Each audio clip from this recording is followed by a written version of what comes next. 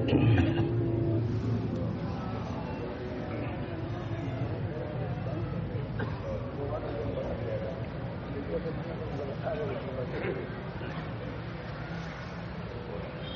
الحمد لله نحمده ونستعينه ونستغفره ونعوذ بالله من شرور أنفسنا وسيئات أعمالنا من يهده الله فلا مضل له ومن يضلله فلا هادي له وأشهد أن لا إله إلا الله وحده لا شريك له وأشهد أن محمدا عبده ورسوله يا أيها الذين آمنوا اتقوا الله حق تقاته ولا تموتن إلا وأنتم مسلمون يا أيها الناس اتقوا ربكم الذي خلقكم من نفس واحدة وخلق منها زوجها وبث منهما رجالا كثيرا ونساء واتقوا الله الذي تساءلون به والأرحام إن الله كان عليكم رقيبا يا أيها الذين آمنوا اتقوا الله وقولوا قولا سديدا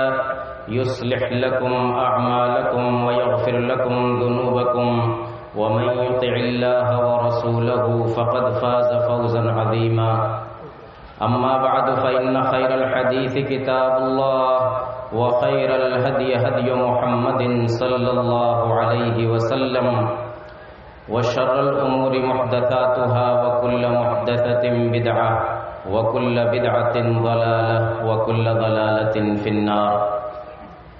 برادران اسلام، خواتین ملت اور پیارے بچوں،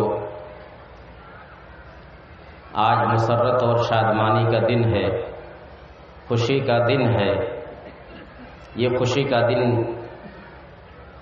رب ذوالجلال نے ہمیں ایک اہم فریضہ یعنی رمضان المبارک کے روزوں کی تکمیل کے بعد ہم کو عطا کیا ہے. وَلِتُكْمِلُوا الْعِدَّةَ وَلِتُكَبِّرُوا اللَّهَ عَلَى مَا هَدَاكُمْ وَلَعَلَّكُمْ تَشْكُرُونَ. گنتی پوری کرو، اللہ کی تکبیر پکارو اور شکریہ ادا کرو. ہم اللہ کے دربار میں اس کا شکر ادا کرنے کے لیے، اس کی بڑائی بیان کرنے کے لیے اور اس کی توفیق پر خوشی منانے کے لیے یہاں حاضر ہوئے ہیں.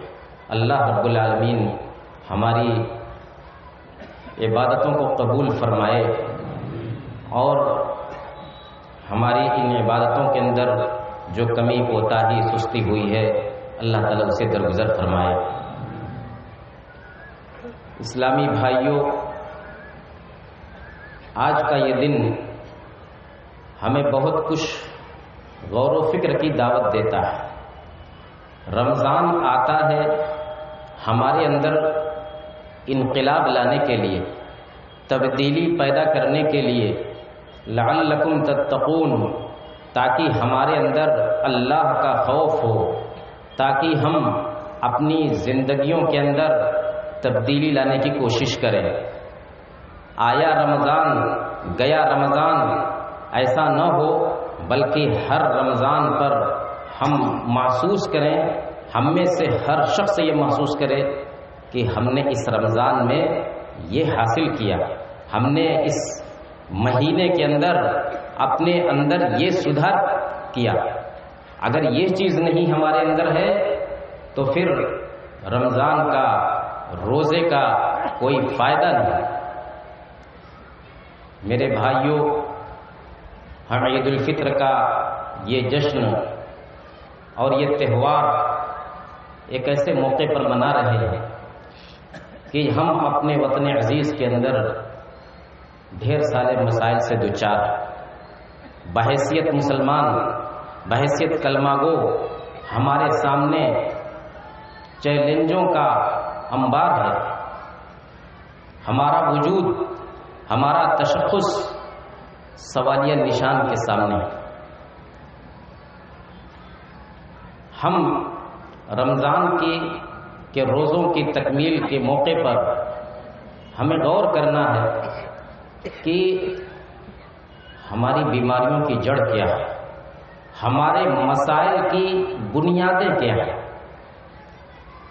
اور ہمارے ان مسائل کا حل اور علاج کیا ہے۔ افسوس کی بات یہ ہے کہ اتنا سب کچھ ہو رہا ہے، اتنی لمبی منصوبہ بندی ہے اور بڑی تیزی سے اس پر عمل بھی ہو رہا ہے، لیکن جب ہم اپنے سماج کو دیکھتے ہیں، اپنے معاشرے کا جائزہ لیتے ہیں تو لگتا ہی نہیں کہ کچھ ہو رہا ہے ہمارے لیے۔ ہمارے لیے کیا کیا ہو رہا ہے، ہماری اکثریت اس سے غافل ہے۔ حالات بتلا رہے ہیں، زمینی صورتحال آپ دیکھیے کہ کیا ہم نے اپنے اندر اس بیچ کسی طرح کی تبدیلی لانے کی کوشش کی؟ ہم نے کبھی سوچا کہ ہم کو کہاں لے جایا جا رہا ہے، ہم کو کس رخ پر ڈالا جا رہا ہے اور ہماری ذمہ داری کیا بنتی ہے؟ ہم بحیثیت ایک قوم کے، ہم بحیثیت ایک امت کے کیا کر سکتے ہیں اور کیا کرنا چاہیے؟ اکثریت غافل ہے اور بار بار کہنا پڑتا ہے کہ اکثریت غافل ہے۔ سوچنے والے بہت تھوڑے رہ گئے، غور کرنے والے بہت کم رہ گئے ہیں۔ ان چیلنجوں کو اگر حقیقت میں ایک انسان سنجیدگی سے لے تو اس کی رات کی نیند اڑ جائے۔ وطن کی فکر کر ناداں مصیبت آنے والی ہے، وطن کی فکر کر ناداں مصیبت آنے والی ہے، تیری بربادیوں کے مشورے ہیں آسمانوں میں۔ ذرا دیکھ اس کو جو کچھ ہو رہا ہے ہونے والا ہے، ذرا دیکھ اس کو جو کچھ ہو رہا ہے ہونے والا ہے۔ دھرا کیا ہے بھلا عہد کہن کی داستانوں میں، یعنی پرانی باتوں کو تو چھوڑ دیجئے، جو کچھ ہو رہا ہے اور آگے جو ہونے والا ہے اس کو تو دیکھو، اس کے لیے تو اپنی آنکھ کھلی رکھو۔ یہ خاموشی کہاں تک لذت فریاد پیدا کر، یہ خاموشی کہاں تک لذت فریاد پیدا کر، زمین پر تو تیری صدا ہو آسمانوں میں، زمین پر تو اور تیری صدا ہو آسمانوں میں۔ نہ سمجھو گے تو مٹ جاؤ گے ہندوستان والو، تمہاری داستان تک بھی نہ ہوگی داستانوں میں۔ یہی آئین فطرت ہے، یہی آئین قدرت ہے، یہی اسلوب فطرت ہے۔ یہ دنیا کا نظام ہے میرے بھائیو، اللہ کا نظام تو ہے ہی، لیکن اس روئے زمین پر بسنے کے لیے دنیا کا جو نظام ہے اور فطرت کا جو نظام ہے وہ یہی ہے، یہی آئین قدرت ہے، یہی اسلوب فطرت ہے۔ تو ہم اپنی آنکھیں بند کر کے اگر یہ سمجھتے ہیں کہ ہمارے مسائل بس ویسے ہی حل ہو جائیں گے اور ہم اس دھرتی پر ویسے ہی باقی رہیں گے اپنے دین کو اور اپنے ایمان کو اور اپنی جان کو لے کر کے، تو یہ ہماری بہت بڑی غلط فہمی ہے، بہت بڑی غلط فہمی ہے۔ بار بار تنبیہ کے باوجود بھی ہمارے کانوں پر جو نہیں رینگ رہی ہے۔ رمضان کا یہ مہینہ جب بھی آتا ہے، ہمارے کتنے غیر مسلم ان کے وہ الرٹ ہو جاتے ہیں، کس وجہ سے؟ ہمارے نوجوانوں اور ہمارے بچوں کی شرارتوں اور ان کی بدماشیوں سے۔ یہ ایک سال کے اندر یہ بات اس قدر سامنے آئی ہے اور اتنی اجاگر ہوئی ہے کہ بڑے بڑے اخبارات کا موضوع بن چکی ہے اور بڑی بڑی شخصیتیں اس پر فکر مند نظر آ رہی ہیں۔ شب قدر کا موقع ہو یا شب برات کا موقع ہو، ہمارے نوجوان، میں صرف مئو کی بات نہیں کر رہا ہوں، پورے ہندوستان میں آپ دیکھیں گے، بڑے بڑے شہروں میں دیکھیں گے، شب قدر اور شب برات میں ہمارے نوجوان گاڑیاں لے کر کے جوک در جوک نکل جاتے ہیں، سڑکوں پر دندناتے پھرتے ہیں اور کسی کی پرواہ نہیں، نہ ٹریفک رول کی کوئی پرواہ، نہ کسی کے آرام کی کوئی پرواہ، نہ کسی کی تکلیف کی کوئی پرواہ، پوری رات دندناتے پھرتے ہیں۔ ان کو تکلیف پہنچانا، ان کو سزا دینا اور بالکل بدمست ہاتھی کی طرح سے پوری رات گھومتے رہتے ہیں۔ یہ قوم ہم ایسی قوم ہو گئے. دوسرے لوگ اس قدر فکر مند رہتے ہیں کہ جب راتیں آتی ہیں، یہ رات جس کو سلام ہی حتی مطلع الفجر کہا گیا ہے کہ یہ رات سلامتی کی رات، یہ کیسی سلامتی ہے میرے بھائیوں، جبکہ ہمارا پڑوسی ہم سے محفوظ نہ رہے، جبکہ ہمارا برادر وطن ہم سے محفوظ نہ رہے، جبکہ ہمارے مریض، ہمارے چھوٹے بچے، ہمارے کمزور دل کے لوگ ہم سے پریشان رہے. ہم دوسروں کے لیے ہم رحمت بن کر کے آئے تھے، ہم ان کے لیے زحمت بنتے جا رہے ہیں. کیا دنیا کے اندر زندگی گزارنے کا یہی طریقہ ہے؟ یہی اسلوب ہے؟ یہی رنگ ڈھنگ ہے؟ آج پورے شہر کے اندر دیکھیے، لگتا ہی نہیں کہ ہم کو کھانے پینے کے علاوہ کسی اور چیز سے کوئی مطلب ہے. پورے شہر کے اندر صرف یہی کی بات نہیں، ہر جگہ کی بات کر رہا ہوں. ہر مسلم سماج کے اندر آپ جا کر کے دیکھیے، ہوٹلوں کی، چائے خانوں کی، ریسٹورانٹوں کی قطار لگی ہوئی ہے. ہر طرف لگتا ہے کہ ہمارے کھانے پینے کے علاوہ ہمارا کوئی کام ہی نہیں ہے. آپ لائبریری کھوج لیجیے، کتب خانہ تلاش کیجیے، نہیں ملے گا. آپ اپنے شہر کے اندر دیکھیے، جو چھوٹے موٹے کتب خانے تھے، لائبریریاں تھیں، وہ بھی بند ہوتی جا رہی ہیں، بلکہ اکثر بند ہو چکے ہیں. اور کھانے پینے کے سامان گلی گلی، کوچے کوچے فراہم ہیں، بھیڑ لگی رہتی ہے. رمضان کے اندر پوری رات کیا پورے دن لگتا ہے کہ ہماری ساری توجہ صرف اور صرف کھانے پینے کا انتظام کرنے کے علاوہ اور کسی چیز کی ہم کو فکر نہیں. میرے بھائیوں، ہم کہاں جا رہے ہیں؟ ہمارا نوجوان کہاں جا رہا ہے؟ نوجوانوں پر خاص طور سے جب تک ہماری توجہ نہ ہوگی، ہمارے مسائل دن بدن بڑھتے چلے جائیں گے. یہ نوجوان ہمارا بڑا قیمتی سرمایہ ہے، اور اللہ کا شکر ہے کہ ہمارے سماج کے اندر نیک اور صالح نوجوانوں کی ایک اچھی تعداد موجود ہے. لیکن دوسری طرف برباد قسم کے، بدماش اور شریر قسم کے نوجوانوں کی بھی کمی نہیں. یہ نوجوان، ان کو یہ بھی نہیں پتا بات کیسے کرنی چاہیے اور ایک دوسرے سے سوال جواب کیسے کرنا چاہیے. آپ ٹرین میں چلے جائیے، اگر ہمارے اس شہر کے نوجوان ٹرین کے اندر ہیں، اللہ کی قسم آپ کا سر جھکا کا جھکا رہ جائے گا. مجھے اکثر سفر کرنا ہوتا ہے جانتے، اور جب بھی سفر میں نکلتا ہوں، اگر ہمارے علاقے کے نوجوان اس ٹرین کے اندر، اس ڈبے کے اندر ہیں، ان کی حرکتیں دیکھ کر کے، ان کی باتیں سن کر کے، اور ان کا اٹھنا بیٹھنا دیکھ کر کے، جی یہی چاہتا ہے کہ اس ٹرین کو چھوڑ کر کے کہیں اور چلے جائے. برادران وطن کے سامنے سر جھکا کر کے بیٹھنا پڑتا ہے. ایسی باتیں، ایسی گالیاں اور ابے تبے والی ہر جملے کے اندر بےہودہ الفاظ، لگتا ہے کہ ان کے علاوہ اور کوئی وہاں نہیں ہے. یہ بڑی تلخ حقیقت ہے میرے بھائی. دوسری قومیں سوچتی ہیں کہ ان لوگوں کو اس قدر تنگ کیا جاتا ہے اور ان کی زندگی اور ان کا جینا دوبر کر دیا گیا ہے، اس کے باوجود ان کا یہ حال ہے. گلی کوچوں میں آپ دیکھیے، نوجوان جب گزرتا ہے آپس میں باتیں کرتا ہوا گالیوں میں بات کرتا ہے. گالی ہر جملے کے اندر، ہر لفظ گویا اس کی گالی ہوتی ہے. اندر مائیں اور بہنیں ہوتی ہیں، ان کا شرم ان کی گالیوں کو اور ان کی بےہودہ زبانوں کو سن کر کے ماں اور بیٹی اور گھر کی خواتین بیچاری شرم سے پانی ہو جاتی ہیں. یہ کسی کی پرواہ نہیں کرتے کہ ہم جہاں سے گزر رہے ہیں وہ جگہ کیسی ہے.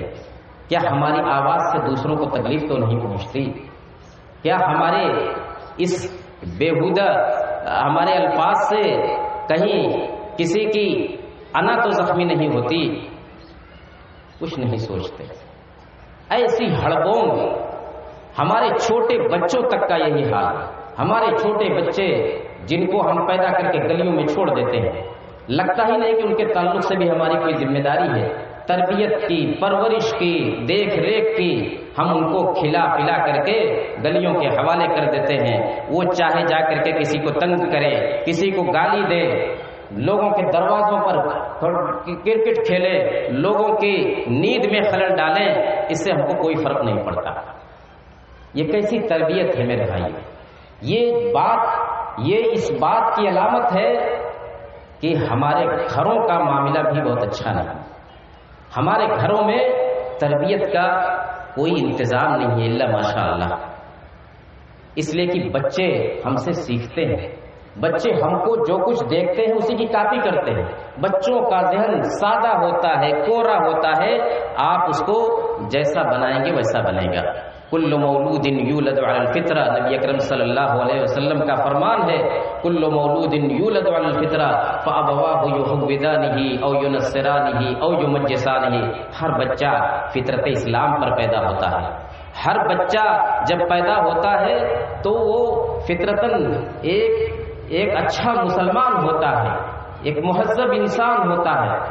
پھر اس کے ماں باپ کی تربیت سے، ان کی پرورش سے کوئی یہودی بن جاتا ہے، کوئی عیسائی بن جاتا ہے.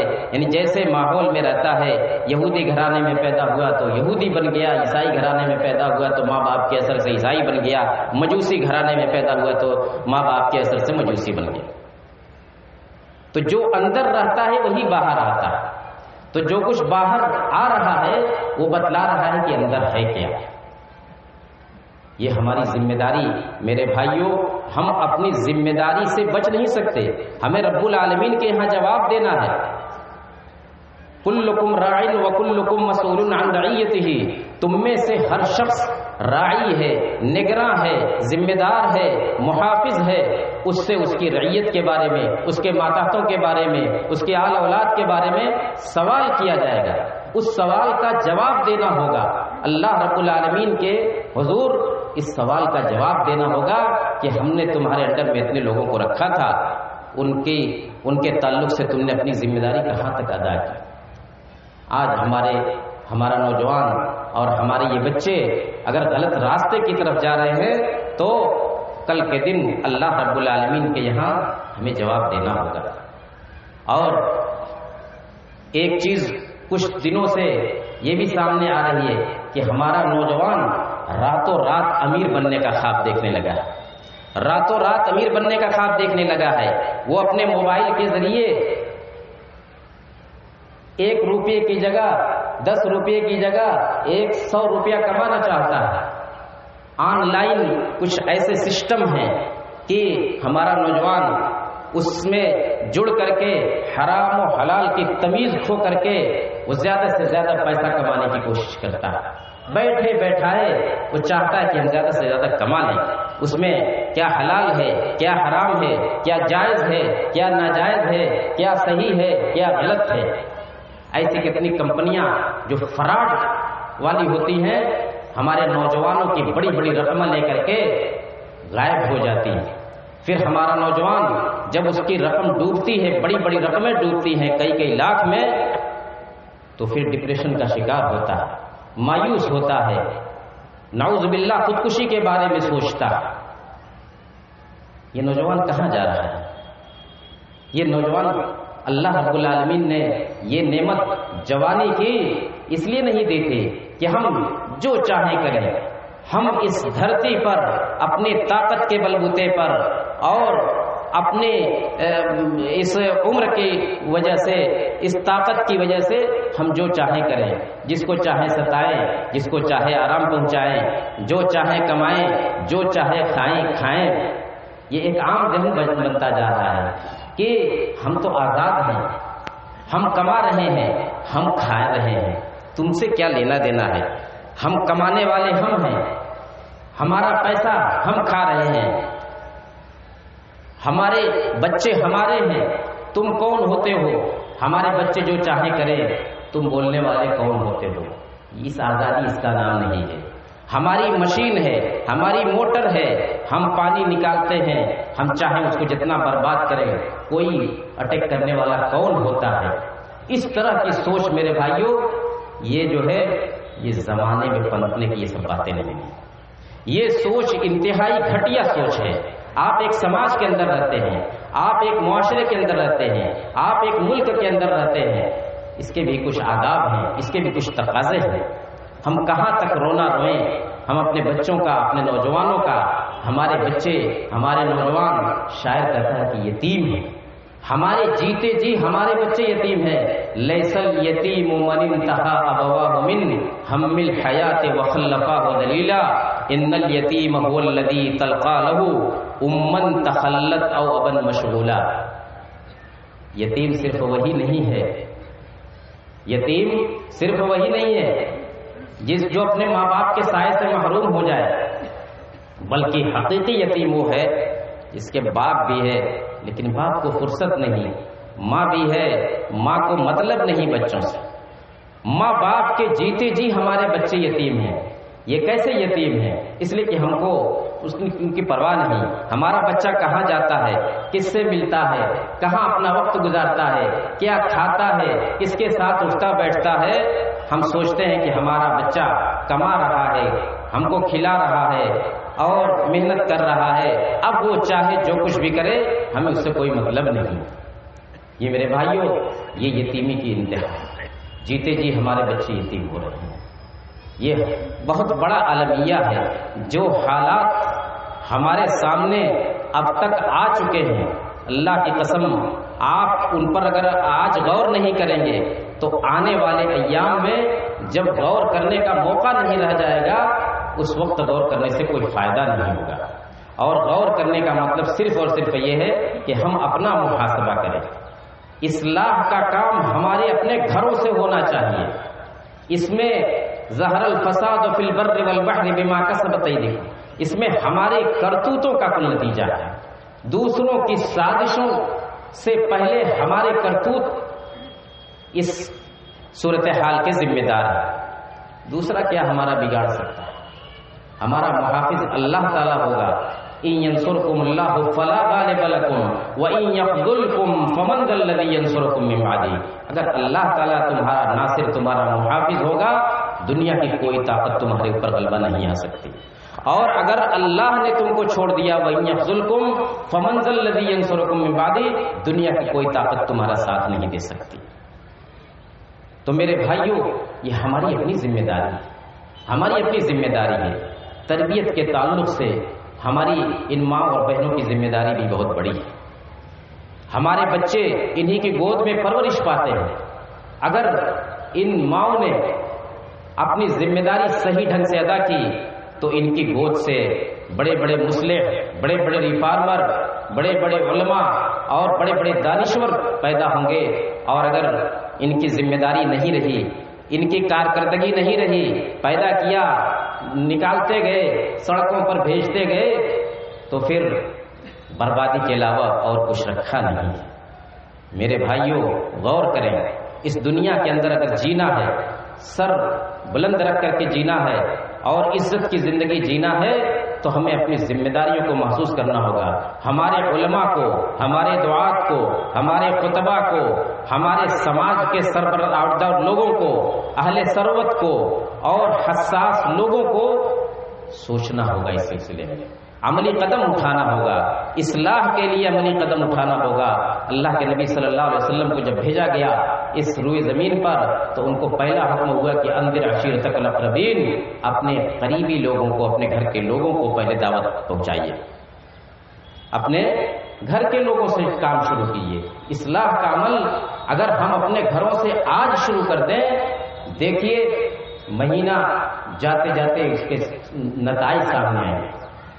لیکن اگر یہی غفلت رہی اور یہی لاپرواہی رہی اور آنکھ بند رکھنے کا یہی سلسلہ رہا تو آگے کیا ہوگا؟ اللہ تعالیٰ سب کو محفوظ رکھے. میرے بھائیوں، ہماری بہنوں، اس پر بڑی سنجیدگی سے غور کرو، بڑی سنجیدگی سے غور کرو. رمضان کا یہ مہینہ، روزے کی یہ عبادت اور پورے مہینے کی یہ عبادت ہمارے اندر کون سی تبدیلی لانا چاہتی تھی؟ وہ تبدیلی اگر تھوڑی سی بھی 10-20% بھی اگر ہمارے اندر آ جائے تو کایا پلٹ سکتی ہے. لیکن آیا رمضان، گیا رمضان، ہم نے نہ کچھ سیکھا، نہ کچھ کیا، بس سحری کے وقت اٹھے، کھائے، افطار کیے، اور کچھ لوگ تراویح پڑھ لیے، کچھ لوگ شب قدر میں جاگ لیے. صرف رمضان اس لیے نہیں آتا ہے، رمضان صرف اس لیے نہیں آتا ہے. رمضان ہمارے اندر تبدیلی لانا چاہتا ہے، اور اگر اس موقع پر ہم اپنے اندر تبدیلی نہیں لا سکے تو پھر آگے اس طرح کے مواقع ہم کو ملتے ہیں کہ نہیں ملتے ہیں کیا پتہ. اس لیے اس عید الفطر کا یہ پیغام براہ راست آپ لے کر کے جائیں، سنجیدگی سے غور کریں. میرے لیے نہیں، اپنے لیے، اپنے بال بچوں کے لیے، اپنے آنے والی نسلوں کے لیے، اپنے دین کے لیے، اپنے ایمان کے لیے سوچئے. کون کیا کہہ رہا ہے اس کو مت دیکھیے. بہت بڑا چیلنج ہمارے سامنے ہے. اگر آج ہم نے سنجیدگی سے اس پر غور نہیں کیا تو پھر آنے والا وقت ہم کو معاف نہیں کرے گا. اللہ رب العالمین سے دعا کیجیے کہ الہ العالمین ہم جس مقام پر پہنچا دیے گئے ہیں، اور ہم دین کے معاملے میں، عقیدے کے معاملے میں ہم نے خود اپنے آپ کو جہاں پہنچا دیا ہے، وہاں سے ہم کو پھر سے واپس اپنے اصل دین کی طرف، اصل ایمان کی طرف پلٹنے کی توفیق عطا فرما. اللہم حبب الینا الایمان وزینہ فی قلوبنا وکرہ الینا الکفر والفسوق والعصیان واجعلنا من الراشدین.